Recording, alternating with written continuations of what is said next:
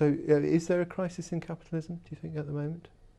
I mean, of course, the frustrating thing is that despite this being the biggest economic crisis since the Great Depression, despite literally tens of millions of people being thrown out of work and many millions of people in developing countries sinking below the poverty line, the changes that are made to the system are very, very slow, if at all. And I don't know, I mean, you talked about in your book, Whoops, that we all, of course, individually have to bear responsibility for what has happened. But on the other hand, people feel very angry by the fact that especially those who have had to bear greater responsibilities for this, financiers, economists, and so on, seem to be bearing least of the burden. And it hasn't translated over to politics much. I mean, one of the things I know, reading the Chinese newspapers, they do this very funny thing. They always, without exception, talk about the Western financial crisis. Yes, they never say the fact it's always the Western. Mm-hmm. But it's curious here that, I was at a talk the other day and was talking, it was a point that you make in your book and elsewhere, that there are lots of different capitalisms. It's not one system, it's a plurality of systems.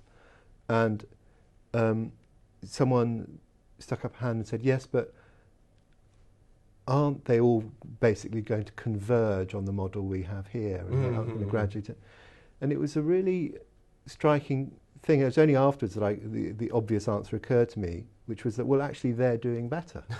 All these other models are doing better. Yeah. But it's very odd, isn't it, that fact is so underappreciated in the Anglo-American world, that somehow we regard our model as a sort of purer and somehow natural state of capitalism, and these ones that have more socialised models, more role for the state, more rules about the markets, are somehow less authentic. It's a more adulterated version of the real thing. And therefore they ought to be more like us, even though we're failing and they're succeeding. That's right, yeah. No, but I think there is one reason why, I mean, at least for a while, people thought there will be convergence, because the Anglo-American finance capitalism, that really benefits people at the very top. And the elite in other countries became all envious. So if you meet some sections of German elite or Japanese elite, Korean elite, they are dying to have American capitalism. They want their own. They really want the system where the 1% gets everything, because that would suit them very nicely. Of course, in these other countries, there have been various historical and political reasons why they couldn't do that. But then, some of these people became even more American than the Americans, so to speak, and wanted to dismantle everything, go back to the, if you like, state of nature, where the winner takes all and don't have to kind of pay taxes and things like that. Yeah. In comparison to actually existing models, because we don't have to say there's some hypothetical science fiction world in which you do things differently, it works out better. We can actually point to those countries that have different models. I mean, the supporters of this free market capitalism tend to kind of criticize the welfare state, but then how do they explain the fact that despite having welfare state as a proportion of national income, more than twice bigger than that of the American one, countries like Sweden and Finland in the last 50 years have grown much faster than the United States. So, a lot of this is to explain away. That's right. Yeah, a lot of this is based on concealment of certain inconvenient information and repeating the same line again and again, that this is the only thing that works, this is the purest form. And unfortunately, this publicity campaign has been quite effective. Modern economics, well, not all of it, but large chunk of it, has become basically the factory for manufacturing ideology that justifies status quo. And also, a lot of economists have become very technical. So, I mean, I sometimes half-jokingly liken the profession. to a building project which has been taken over by plumbers. So, why don't we have 7 bathrooms? You can always crash on the bathroom floor. Why do you need a kitchen? Why do you need 3 bedrooms? Have this ideology that justifies what is going on at the moment, advocating what people with power and money have done. It's very difficult to unseat this ideology because there's so much at stake. The defenders of this ideology will do everything to stop it being from discredited. And do you see that coming up in the political conversation much? People coming up with real challenges to it? Well, unfortunately, not as much as we had thought it might be. That's I think too, and it's a pretty amazing absence given the, provable extent of the failure and the difficulties we're in. Exactly, yeah. And it proves which stresses a point that I think that people don't sufficiently appreciate, which is that we are very preoccupied by terrorism and the war on terror, and we're told that terrorism poses an existential threat, which it doesn't, and historically it never has. No democratic state has ever been endangered by terrorism. People get killed and it's terrible, but the actual fundamental basis of democracy has never threatened. But the financial system and the problems in the financial sector are genuine existential threats to democracy. Absolutely. Yeah. Not least because if you have, if the cash points stop working, it's really not clear what happens in a developed economy very, very quickly. That's and right. if you have that big a gap between the people and, their governments who are effectively appointed by European Council, democracy has really been attenuated. Yeah. No, there are different things that you have to do. You basically have to reform the financial system.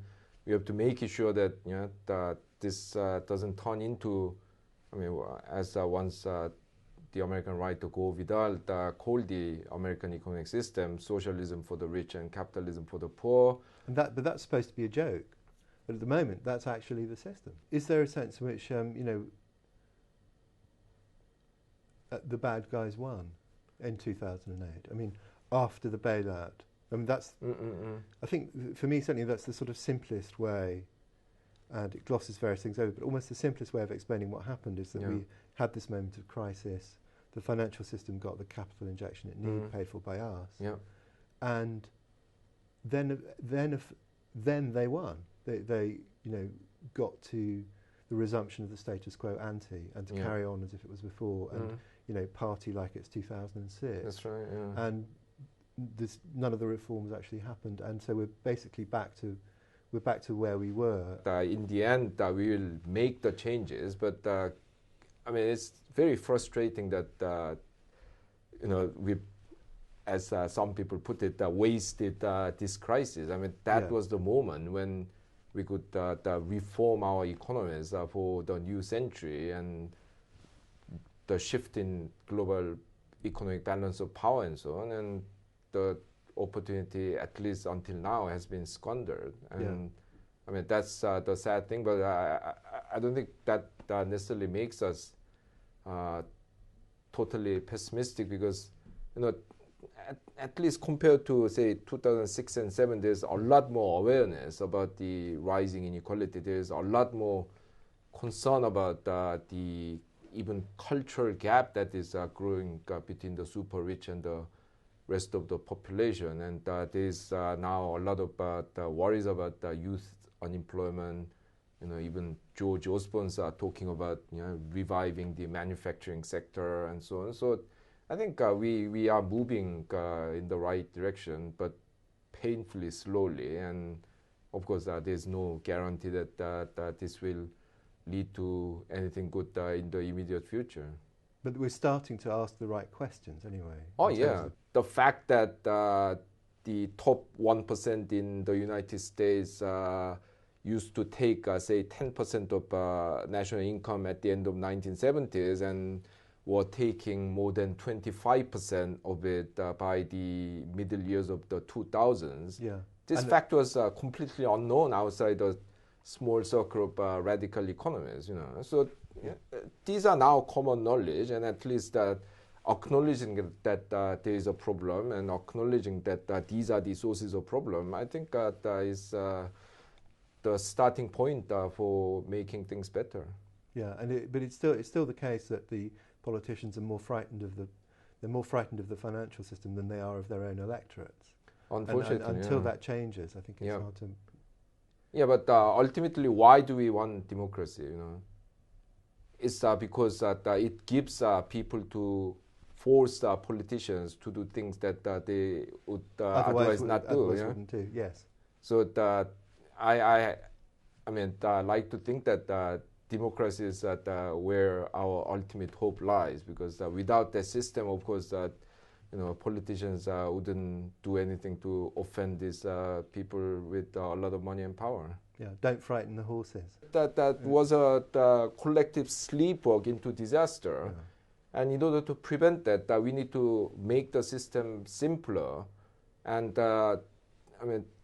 reduce the unnecessary amount of complexity. Otherwise, we'll see this kind of disaster again. You know, the usual refrain from free market economies is that markets learn, and now no one's trading in CDSs and CDOs and so on. But yes, I mean, probably they don't do that anymore. But they'll invent other things. Yeah, and it's like someone saying that my drug killed 20 million people, but now we know that it's not safe. So let's pretend that this is okay. That's right.